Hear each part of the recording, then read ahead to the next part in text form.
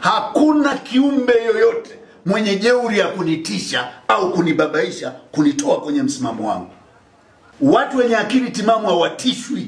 Mimi nimevuka level ya kutishwa, ninafahamu. Ndio maana ninazungumza, kwa sababu kwanza nimevuka level ya kuombwa, nimevuka level ya kutamani vyeo, nimevuka level ya tamaa za kipumbavu. Mimi nimekubali utu alionipa Mungu. Ninawajibika kwa taifa langu. Na mimi ninakataa kuna kauli ya kusema sisi tunapokea amri kutoka juu, amri kutoka juu. Mtu yoyote anayepokea amri kutoka juu bila kuzihoji ni mpumbavu. Nchi hii sio ufalme, ni nchi inaongozwa kwa sheria na katiba.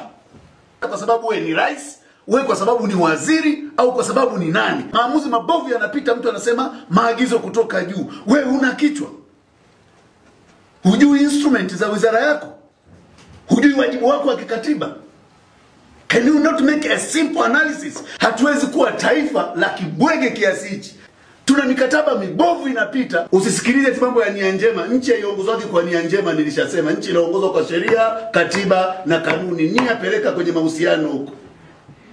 Hakunaga nia njema kwenye kuendesha nchi. Kwa sababu ya hoja anatamani kuua watu. Watu wenye akili timamu hawaogopi kifo. Kwa sababu immediately umezaliwa, immediately safari ya kufa inaanza. Tunachojali ni unakufa namna gani na kwa sababu gani. Nchi hii kuna watu wamejigeuza wao miungu watu.